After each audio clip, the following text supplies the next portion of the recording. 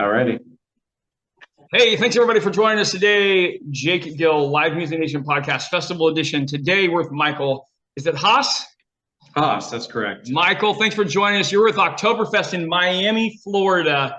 Not the place that we think of Oktoberfest, but I looked at the pictures, looked at the website. It's fantastic. Thanks for being on with us.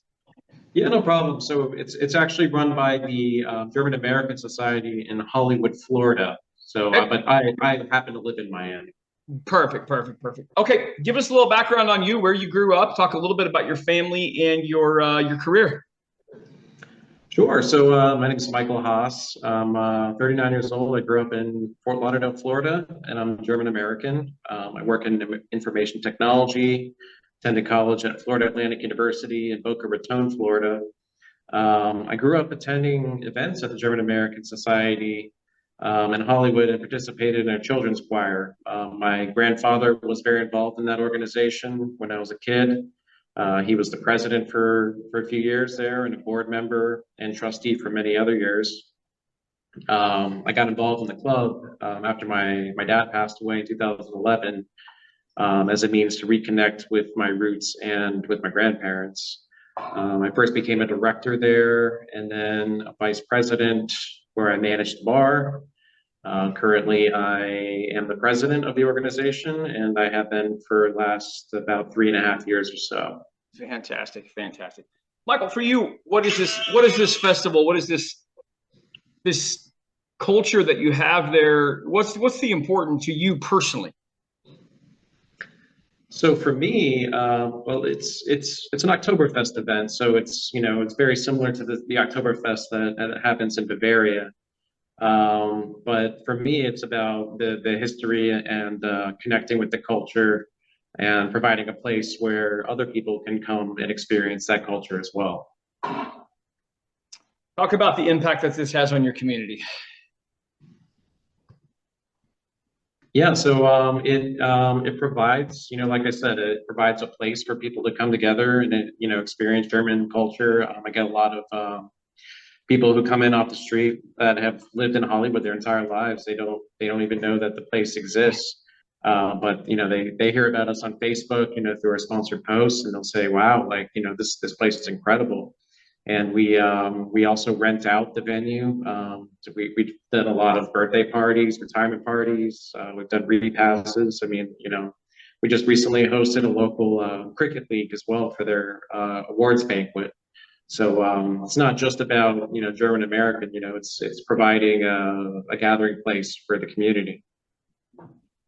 Give us the dates of this event. Yeah, so I'd actually have to look that up. Sorry. What are your thoughts for the future? Like as a festival, how is growth and how is volunteer participation? Yeah, so growth, that's something that's challenging. I think one of our main difficulties is attracting and retaining new young members. People are always very excited to come out to Oktoberfest, right? They come to the festival, they dance, they drink beer. A lot of them will become members, and then trying to get them back after Oktoberfest for a regular event is the real challenge. I think a lot of young people don't like to socialize the same way people used to. I think people used to go to social clubs like the Elks or Moose Lodges and things like that. And they grew accustomed to doing the same things. Every time they would socialize, they go out to the same places. And I think younger people, there's so many options now. There's social media, so you can always find something different going on. And I think people like more of a variety now. As you look at your community and the impact that it has, people that are new to your event, that are going to travel to your event, they're huge on food and music. Let's talk about the food. That's going to draw people every time. Yeah, so the food is something that we put a lot of work into. They've in the past, it's very much big events for the volunteers, right? Preparing for these large events, doing the shopping and getting together with the other members and preparing the food in the kitchen. Our volunteers are back there actually peeling potatoes. They're making the sauerkraut and cooking the bratwurst. So we actually don't have any employees. It's an all volunteer based event. And of course, we do have live music. We have an accordion player that we like to use. His name's Bob Houston. You should check him out. I think you could probably find him on Facebook. I don't know if he has YouTube videos or not, but he's a pretty big draw himself, and he travels all over the state of Florida. Actually, he does the Oktoberfest on the West Coast, and he travels up to Orlando as well a lot. And I think he also does some of the Oktoberfest down in Miami, like at the Fritz and Franz Beer House. Gotcha. Is there one thing you had to say about your festival that stands out, what would the one thing be? I'd probably say authenticity. We actually import our beer from Bavaria. So we bring in the Hofbrau beer, the very same beer that's brewed for the real Oktoberfest. Oh, wow. We have that shipped over, and that's what we serve during our festival. And like I said, we have our volunteers in the kitchen making the recipes the same way they've always been made. And, these are people who brought these recipes over from Germany. I would say authenticity. That's perfect. That's the first time I've heard someone say that.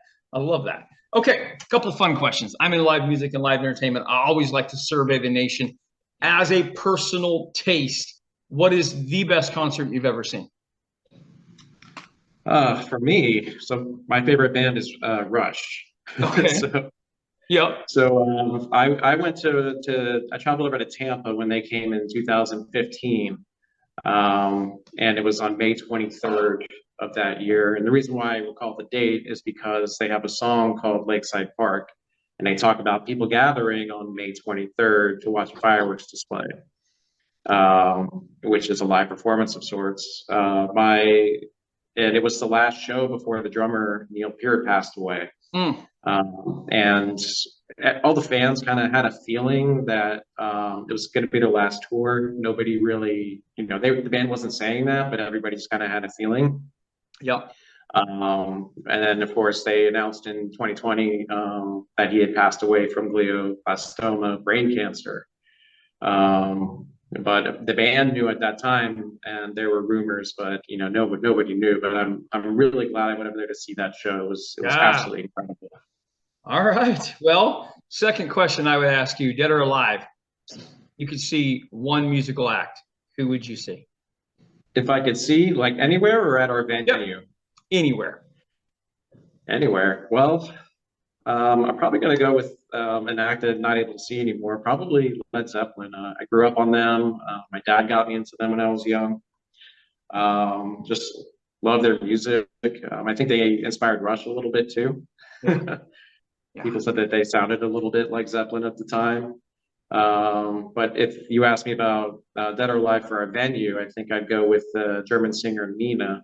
Okay. She has a song called 99 Love Balloons, and that's a song that gets played at our festival almost every year. And I mean, the crowd goes wild for it. The dance, everyone's out on the dance floor during that one. So if I could have her in our venue performing that song, I think that would be incredible.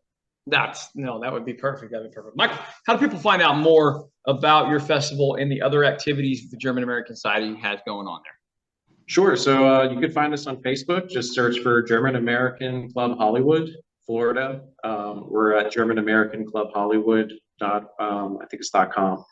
But if you just Google that, you should be able to find us. And we have events all throughout the year, but Oktoberfest is the biggest. And we also do a big Mardi Gras festival at the end of February.